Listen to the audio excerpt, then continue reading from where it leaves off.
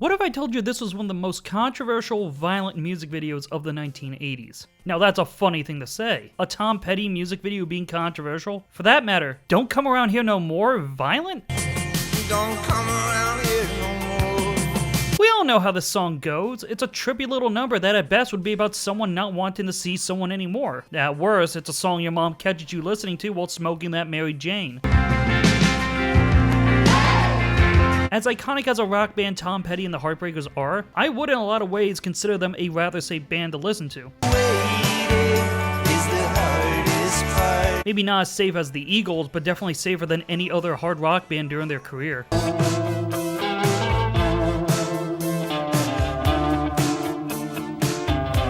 So I wouldn't believe in a million years that Petty and the Heartbreakers would make a music video that would cause such an uproar. But it's true! Many different reasons. Their 1985 song makes for a very bizarre topic.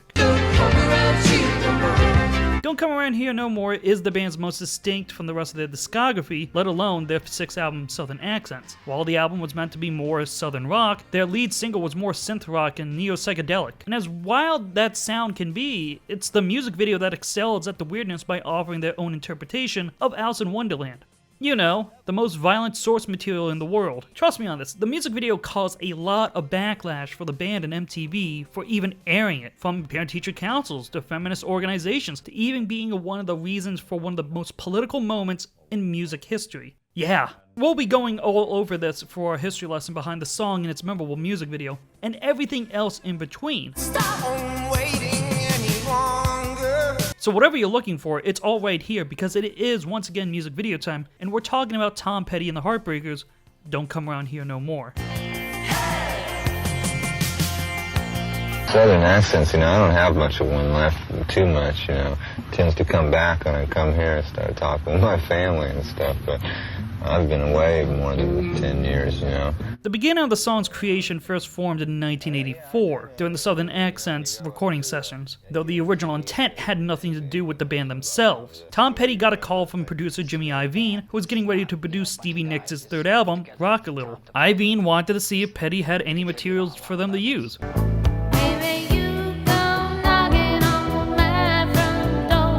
Makes sense to ask him and his band as they were featured in Nicks' Stop Dragging My Heart Around, which was off her debut album Belladonna and was a massive hit.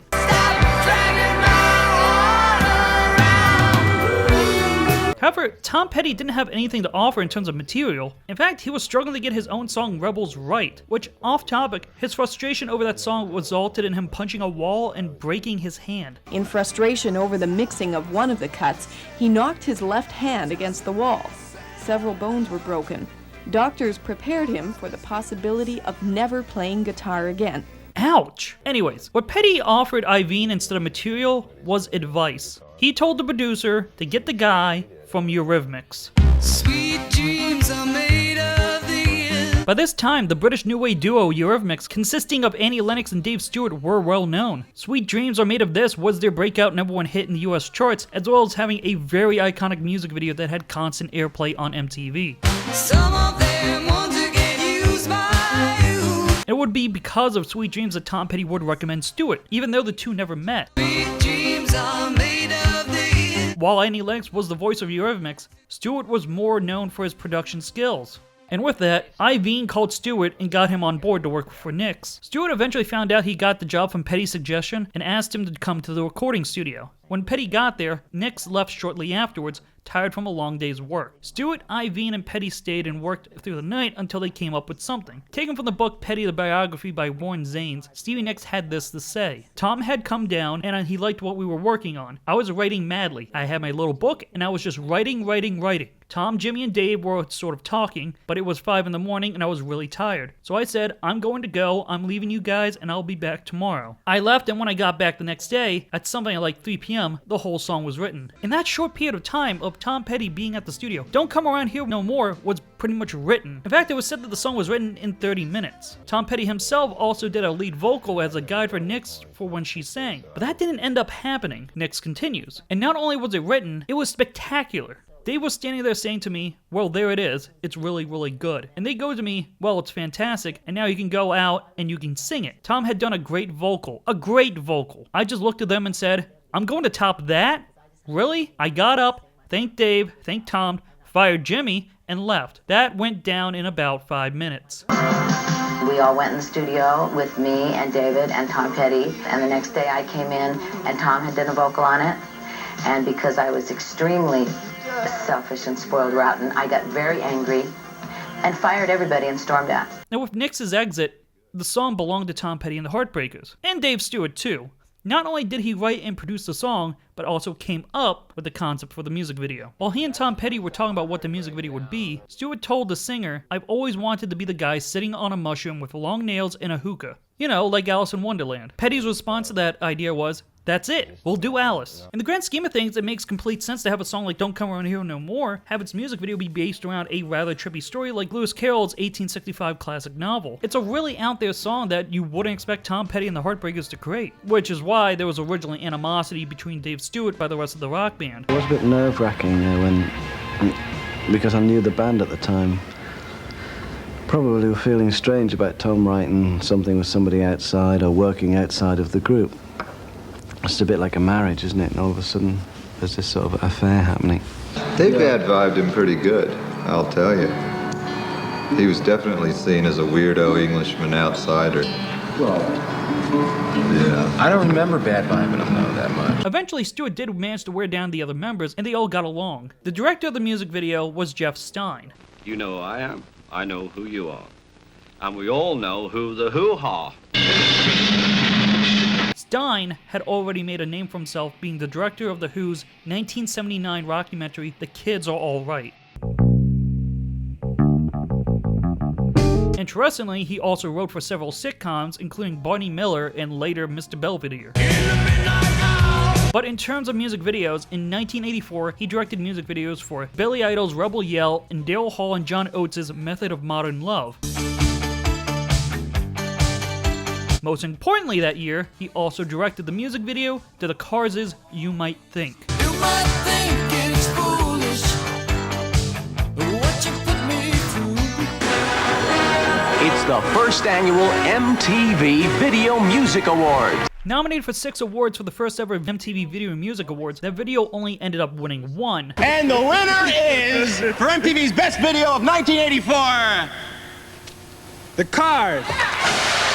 That award was Video of the Year, which would be seen as a big deal, or possibly the worst winner of that category, when you factor in that it won over Michael Jackson's Thriller, and The Police's Every Breath You Take, and Rocket, and Girls Just Wanna Have Fun. Huh.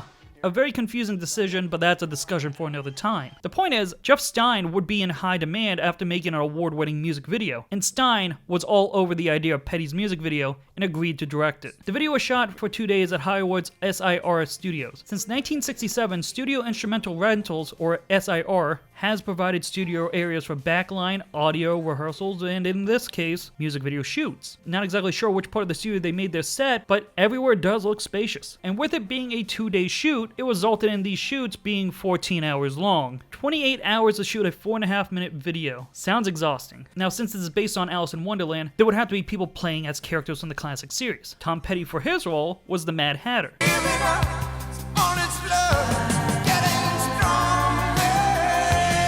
His other band members take up the mantle as Service, offering tea and sweets while in disgust of Alice. There were also some women thrown about to portray the backup singers in the song, and just as Dave Stewart wanted, he was the caterpillar with the hookah and the long nails.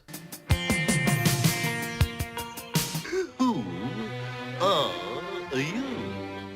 Interesting fact about the nails, Annie Lennox stopped by the set and was the one who painted them, and the shoes Petty wears were owned by Stein. And when it came to who was supposed to play the titular Alice, through an audition which according to Stein had 50 women auditioning, the actress selected for the prestigious role was Wish Foley. At 21 years old, Louise Foley, known professionally as Wish Foley, had been an actress starting at the age of 6, having done 50 commercials at that point. She also appeared in 18 episodes of the TV show Family, which she said she had gotten the role over Helen Hunt, and and was the original Joni on Happy Days. As for why she wasn't in the actual show, Foley explained in I Want My MTV, the Brady Bunch had just gone off the air, and after I shot the pilot, they said, "We're sorry, she looks too much like Cindy Brady." Stein was really impressed with Foley, as despite the fact that she was the second person auditioning, he immediately knew she got the part. Probably helped that she was the only girl in the audition that actually looked like Alice. From Foley's perspective, when I went to the audition, there were 15 or 20 women coming in at the same time. They were models in skimpy leather outfits with short skirts, boobs everywhere. It was kind of gross. They would stand in front of a mirror and do their come hither look. And here I am, dressed up like Alice in Wonderland. But luckily for her, that is exactly what Jeff Stein was looking for. As he said in an interview with Yahoo, she was the only person that showed up to the casting call wearing a hairband like Alice does, and she just had that kind of instant look that I thought Alice would have. Also, I was looking for the perfect scream for that last shot, and she gave us a great scream and seemed uninhibited in terms of what we were going for. And when you have a very short shooting schedule, you need people who were really going to come to the party, so to speak, the Mad Hatter's tea party, and she certainly did. If our Alice hadn't been as fantastic as she was, and if she hadn't been as much of a sport as she was, I don't think it would have been the same video. She was happy to be in it, but we took very good care of her. But it was quite a difficult shoot, and we certainly put her through it. Boy, did they. Not only did she spend 2 days on the MC Escher-esque set for 14 hours each, but during the moment where Alice ends up in the cup of tea, which was made out of an above-ground children's pool, you can see her shivering in the music video. Jeff Stein requested the water to be warmed, and by the time she finally got in the water, it wasn't. So Foley was seen in the cold water, surrounded by floral foam painted white for her sugar cubes, holding her donut inner tube while on an air-conditioned stage for a while. And probably because of her professionalism, she said nothing about it. But once she got out, they realized she was hypothermic, and they shoved her into an emergency wash shower. Another interesting moment on set was during the scene where Alice morphs into a piglet. They shot Foley's part in that sequence first because, you know, pig smell. But unfortunately, they had a new problem with the piglet. Jeff Stein believes that catering had brought, like, spare ribs or some kind of pork on the set because the piglet took off out of the baby carriage it was in. Hoping to chase the pig before it soiled the checkerboard set, the pig wrangler and others on set had to chase the pig all over. They chased after that pig for 45 minutes. Good thing they made the most out of those 14-hour filming sessions. Once production wrapped and they finished editing the music video, the next day, the video premiered on MTV. Yeah, the day after they finished the final cut, it premiered onto the channel for the week of March 13th, 1985. From the video promotion executive for MCA Records, Liz Heller, everyone stayed up all night finishing the video to get it ready for an MTV World premiere, which was scheduled for the next day. We were going to send it directly to MTV Studio via satellite, and because of the time crunch, MTV's standards and practices wouldn't get to see the final cut. Couple of things to take from this.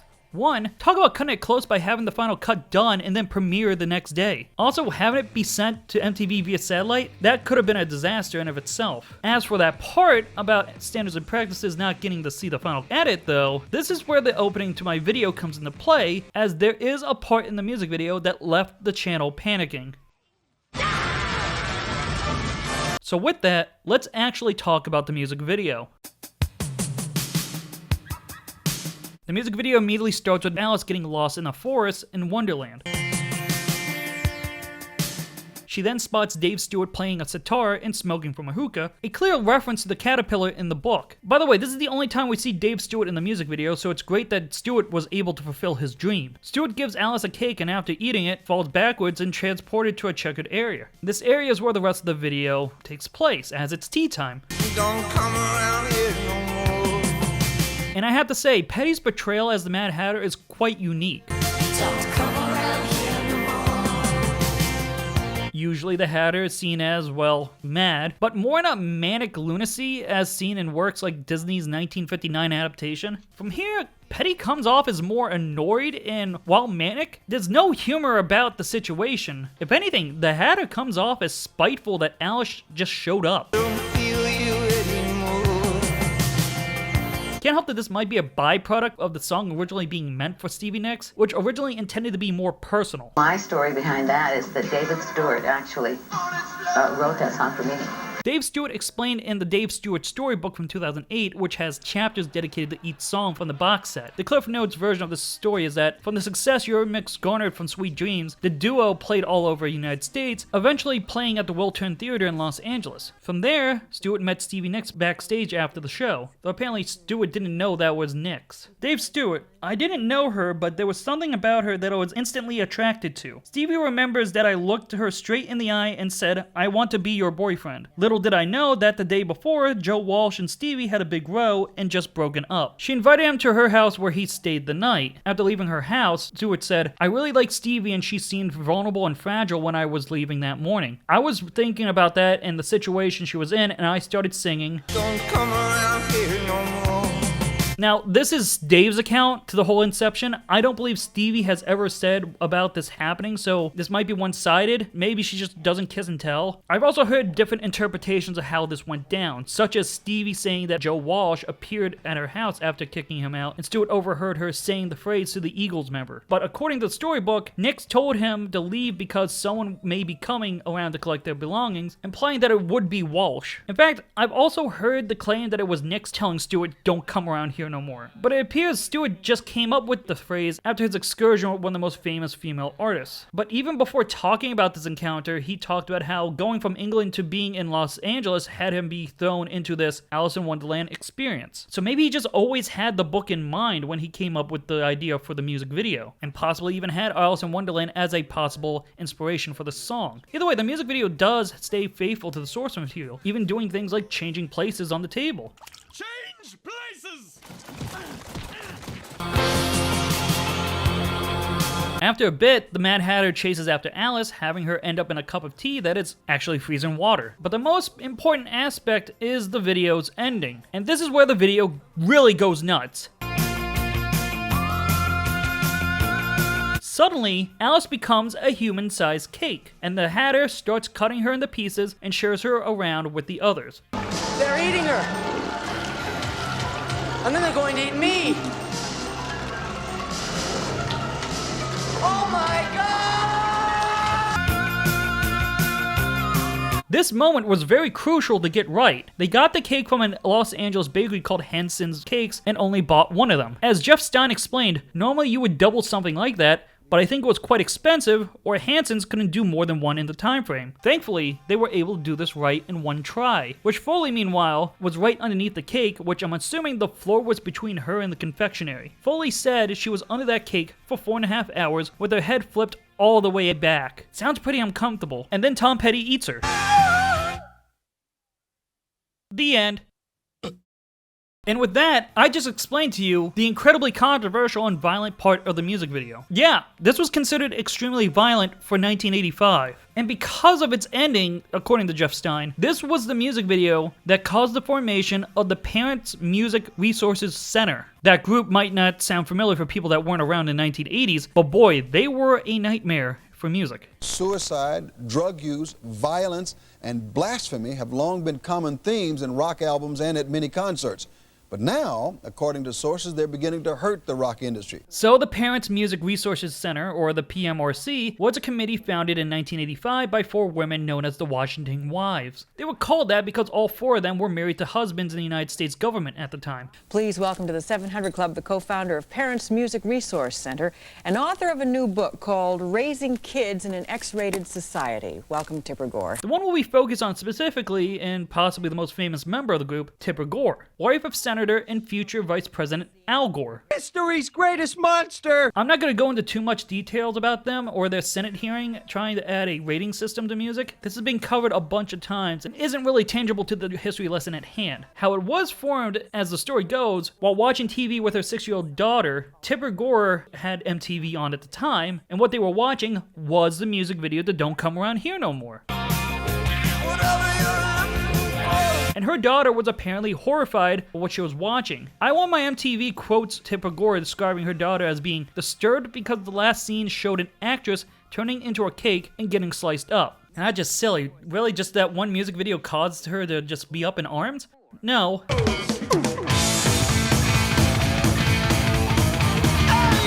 To be fair, this isn't the only music video that set off Tipper Gore, as she and her daughter also had a bad experience watching Van Halen's Hot for Teacher. But in that case, I can definitely understand why a mother would be offended by the music video. As fun as the song and video are, yeah, I can totally see a mother being up in arms with supermodel teachers. But Tom Petty being the cause of the formation of a government-selected committee? Hold on now. There's a lot to unpack here. What exactly is the issue again? That they're eating cake? That's it? Well, apparently, Jeff Stein said that he was cited by a parent-teacher organization for promoting, and I'm not making this up, cannibalism. And here we go again. Cannibalism, huh? Well, last time I checked, people aren't made out of cake. No matter what those cake or fake videos tell me. Jeff Stein also said in I Want My MTV that 2 of his videos were selected by a parent-teacher organization as 2 of the most offensive music videos. Don't Come Around Here No More, and The Jacksons' Torture. Apples to oranges here, right? And then there were the feminist organizations up in arms saying the music video was sexist. Okay? And meanwhile, a spokesman for the National Correlation of Television Violence said the video was romanticizing sadism, encouraging hostility, and distorting reality by turning things like cannibalism into entertainment. Again, we're talking about cake. I have to emphasize that point by how stupid this whole controversy is. Like, there had to have been more controversial things that come out that year, right? Was anyone aware what the source material was? You know, a story about a little girl named Alice getting transported to a fantasy land where she meets a Cheshire cat, a smoking caterpillar, a hatter with mercury poisoning, and a queen that wants to chop her head off. I don't know any of the other Alice books outside the first one, but I would totally believe that someone would become cake in one of those. It fits in line with the absurdity of the series. It's weird to me to think that the 1980s would have so much fear-mongering in between music and Dungeons & Dragons causing sadism, and this is promoting the practice of eating humans. Now, as a joke, Stein did want there to be some gore in the music video, and by gore I mean adding strawberry filling inside of it to give the effect of appearing to be blood. You can see some of it in the final cut, but it would have been so much more excessive. We had put strawberry jam in as a filling in the cake, so when Tom was chopping it up, that kind of red strawberry sauce was going to be all over the place. It looked more like a slasher thing, but we weren't going to include it in that final piece. Even then, because the standards and practices didn't see the video until its premiere, once they did, MTV were pretty concerned. Stein received a phone call after it aired by one executive, and he says, "I still remember this quote, which was, 'Stein, you're going to have our asses hanging out the window on this one.' But I don't think anyone expected this to go to great lengths." And before anyone is concerned, yes, everyone on set got a piece of the Alice cake. The cast and crew ate it all up, so it added to craft services and our celebration. How is this controversy not talked about more? Probably because everyone ignored it and went about their day. It shouldn't come as a surprise that everyone involved with the music video did not agree to these claims of violence, cannibalism, sexism, all that stuff. A lot of people were upset about the end of the Heartbreakers last video, Don't Come Around Here No More, where our Alice character was sort of sliced up and served at the tea party. Stein is still baffled that any outrage was there for the cake scene. It was all in good fun. I've always been very respectful to women. It was a fantasy. Alice in Wonderland is pretty crazy and kind of a little violent as well, but it was just a music video. Just keep saying to yourself, it's only a music video. It's only a music video. MTV released a documentary about the making of Southern accents, and it includes a segment about the making of Don't Come Around Here No More, with reactions from Petty, Stein, and Foley, and their thoughts about the outrage. Actually, when we were doing it, I thought it was hysterical. I thought it was funny. Everybody talking about how it's, it's a kind of cruelty to women and that kind of stuff kind of shocks me. I don't know. I think it's funny, because if you know she's not in pain, and you know it's cake, and you watch it, and you're still cringing and still getting disturbed. Well, think about the news, if we can do that to you with a little bit of cake, what do you think Ronnie's doing with his MX missiles? And there's also a Tom Petty interview from 1985 from the Tampa Tribune, where he has a lot to say about it. Petty finds such complaints, petty. Well, good, says the soft-spoken 34-year-old guitarist when told he has been causing trouble again. I haven't read the press. I don't really keep up with it. And you've always got the feminists who are the easiest ones to stir up. There's really no challenge to get them shook up. The feminists never noticed that there were 3 women eating the cake. When in Alice's pursuit, there's always women pursuing her. But right-wing TV, I think they're really breaking through if we can shake them up, he says sarcastically. I was watching 2020 one night, and they had us on there as examples of mob violence. It just amuses me. I've always been that way with us. Whatever we do, they always figure out that we're gone against the grain of the establishment or something. That's always been a never-ending joke. But eating a little cake? It was really intended to be good fun, you know, wasn't meant to disturb anyone. I mean, our policy has always been to keep all the sex and violence in our videos behind the camera. And Stein wasn't joking about the keeping it behind the camera part. That's kind of what actually happened. Wish Foley ended up dating drummer Stan Lynch for a couple of years, and bassist Howie Epstein had a kid with one of the girls you see in the video.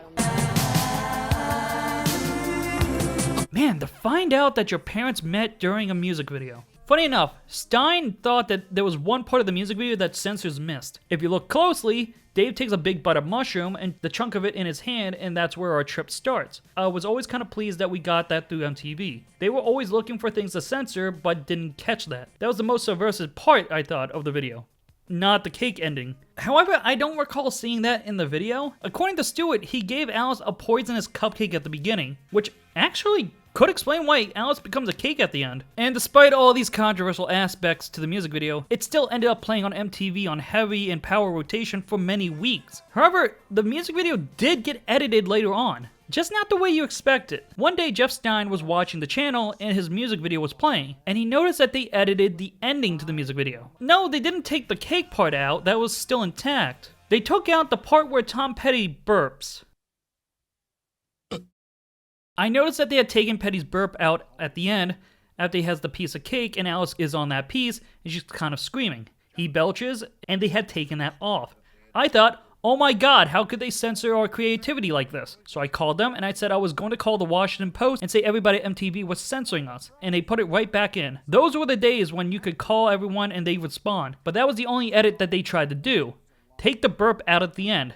Maybe they thought it was impolite? That's one way to see the reasoning for editing it. Personally speaking, I'm gonna take a guess that they took that out because of time constraints. It's the last part of the music video and they probably wanted to shave a second or two to transition to the next video. There's only 7 seconds left in the video anyway. This is all speculation since I haven't seen the broadcast of that, but I wouldn't outright believe it was done maliciously. Also, in the music video's retrospective on Yahoo, there's one particular detail that caught my eye. There's a part in the article that says that Jeff Stein stresses that the idea for the video, being Alice themed, was his and not Dave Stewart.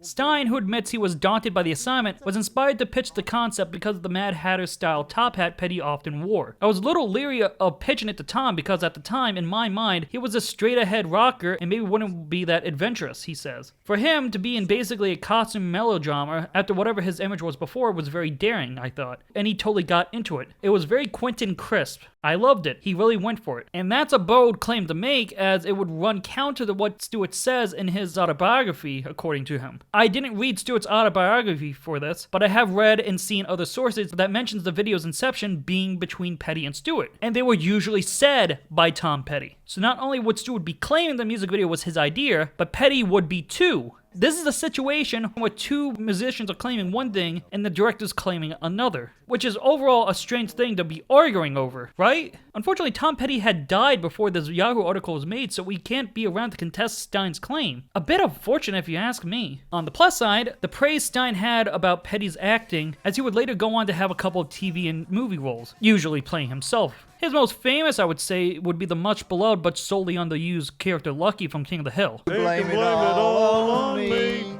I was wrong, and I just can't live without you. But even that does not top his most iconic performance from the 1997 epic, The Postman.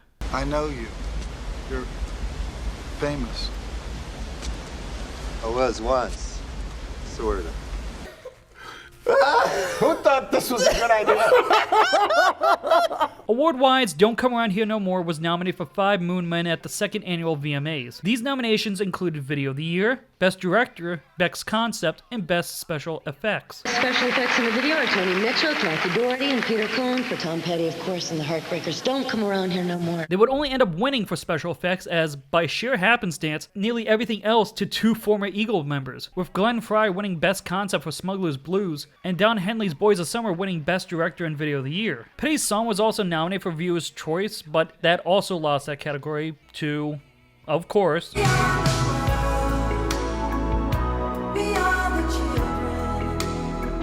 Commercially, the song debuted on the Hot 100 at number 64 for the week of March 16th, 1985. The same week, the music video premiered on MTV. It would hit its peak for the week of May 18th that year, peaking at number 13. It ended up being the biggest charting single off the Southern Accents album, with the other two singles missing the top 40. Speaking of the other singles, the third and final single of that album was Make It Better, Forget About Me. The music video seems to still use the checkerboard set and has Wish Foley in it, with Tom Petty climbing into her ear. And then he and the Heartbreakers perform the song in her head. Gotta keep up with the weirdness, I guess. This song was also co-written with Dave Stewart, but even then, Tom Petty hated this song, calling it trash. It was Dave just trying to get me to knock a song out. Just write a song for the sake of writing one, and I think that's what it sounds like to me. It's one of the few that I just don't like. I like a lot of our work. I'm pretty proud of most of it. That one is the result of some misguided people. We didn't really know what we were doing. They all can't be winners, I guess. But there you have it, you know, you can write the song and do your best, and in the end, the video is probably going to leave the biggest mark on the listener's mind. Where are we at with the music video? It's safe to say it's the Heartbreakers' most well-known, and I believe the quality still holds up after nearly 40 years.